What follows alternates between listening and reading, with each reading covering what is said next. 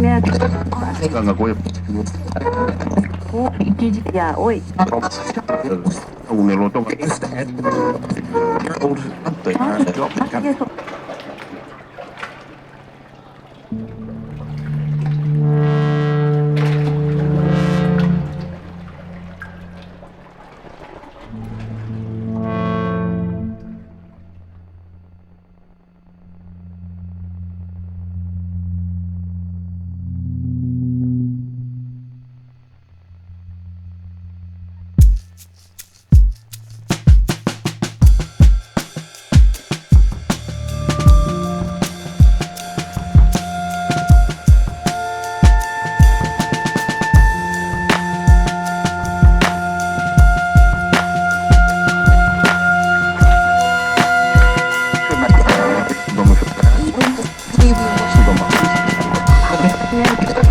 Ganga gue ya oi unelo to one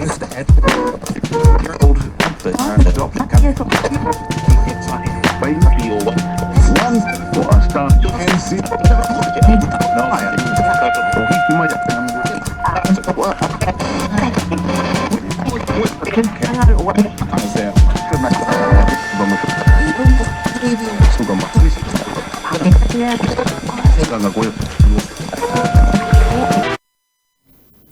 breaking news చూస్తున్నాం. జయశంకర్ భూపాలపల్లి జిల్లాలో రాజకీయం వేడెక్కింది. ఎమ్మెల్యే గండ్రా వెంకటరమణారెడ్డి, గండ్రా సత్యనారాయణల సవాళ్లు, ప్రతి సవాళ్లతో పొలిటికల్ హీట్ పెరిగింది.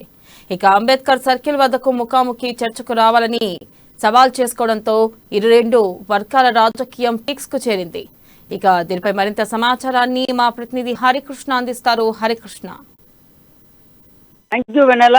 ఏదైతే రాజకీయ నాయకుల సవాళ్లకు ప్రతి సవాళ్లతో అయితే జయశంకర్ భూపాలపల్లి జిల్లాలో అయితే ఒక టెన్షన్ వాతావరణం నెలకొందని కూడా చెప్పవచ్చు. ఇటు రేవంత్ రెడ్డి హాత్ సే హాత్ జోడో పాదయాత్ర చేసిన కాడి నుండి కూడా ఒక్కసారి అయితే జయశంకర్ భూపాలపల్లి జిల్లాలో పొలిటికల్ అయితే హీట్ పుట్టిస్తుందని కూడా చెప్పచ్చు. మొత్తంగా ఏదైతే రేవంత్ రెడ్డి పాదయాత్రలో గండ్రా వెంకటరమణారెడ్డిపై చేసిన ఆరోపణలకు సంబంధించి కూడా నిన్న గండ్రా వెంకటరామరెడ్డి కూడా మీడియా సమావేశం ఏర్పాటు చేశారు. ఆ మీడియా సమావేశంలో కూడా గత కొన్ని సంవత్సరాల నుండి కూడా నేను కాంగ్రెస్ పార్టీలో పనిచేశాను, అనేక కాంగ్రెస్ పార్టీలో ప్రభుత్వ చీఫ్ విప్ గా పనిచేశాను. రాహుల్ గాంధీ అన్న, సోనియా గాంధీ అన్న నాకు అభిమానం ఉంది. కానీ రేవంత్ రెడ్డి ఈ విధంగా ఆరోపణలు చేయడం, ఈ విధంగా మాట్లాడడం అయితే మంచి పద్ధతి కాదంటూ కూడా రమణారెడ్డి అయితే మాట్లాడిన పరిస్థితులు అవుతున్నాయి. అయితే మొత్తంగా ఏదైతే ఇటు రేవంత్ రెడ్డి పాదయాత్రకు సంబంధించి కూడా ఇటు ఫ్లెక్సీలో కూడా వచ్చి ఇటు రేవంత్ రెడ్డి మాట్లాడుతుండగా ఇటు టమాటాలు ఇటు ఎక్స్ తో దాడి చేసిన నేపథ్యంలో అయితే రేవంత్ రెడ్డి అయితే ఘాటుగా విమర్శించారు. కాంగ్రెస్ పార్టీ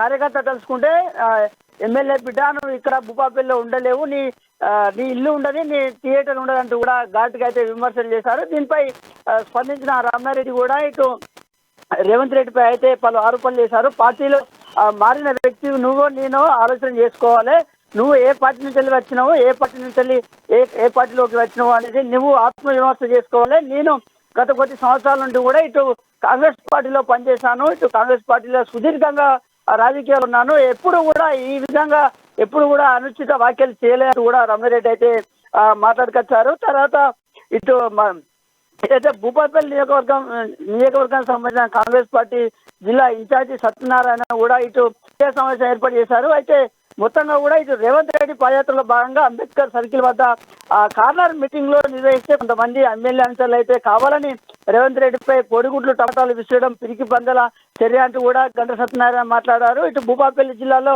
ఏ ఒక్క మండలంలో తిరగలేవు అని ఎమ్మెల్యే గండ్ర వెంకటరామరెడ్డికి అయితే దమ్ము ధైర్యం ఉంటే అంబేద్కర్ సర్కిల్ వద్దకు ముఖాముఖి చర్చకు రావాలి అని సవాల్ విసిరారు గండ్ర సత్యనారాయణ. అయితే వారం రోజుల క్రితమే భూపాలపల్లి మున్సిపల్ చైర్మన్ కు ఫ్లెక్సీలు కట్టుకోవడానికి పర్మిషన్ అడిగినా కూడా ఇవ్వకపోవడం ఏమిటంటూ కూడా ప్రశ్నించారు సత్యనారాయణ.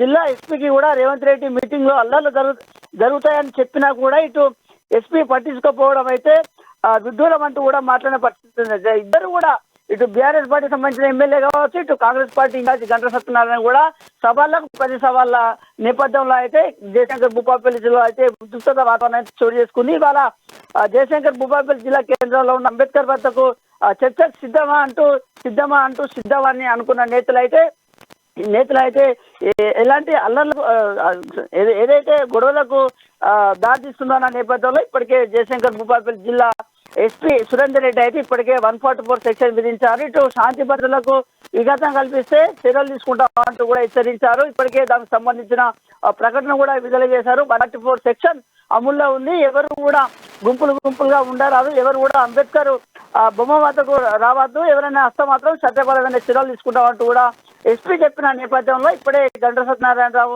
ఇంటి వద్ద కూడా భారీగా పోలీసులు మోహరించారు. గండ్ర సత్యనారాయణను బయటికి వెళ్ళకుండా అడ్డుకుంటున్నారు. గండ్ర సత్యనారాయణ కూడా హౌస్ అరెస్ట్ చేశారు. దీంతో ఒక్కసారిగా అయితే జయశంకర్ భూపాలపల్లి జిల్లాలో అయితే టెన్షన్ వాతావరణం నెలకొంది. వెన్నెల రైట్ హరికృష్ణ, థ్యాంక్ యూ.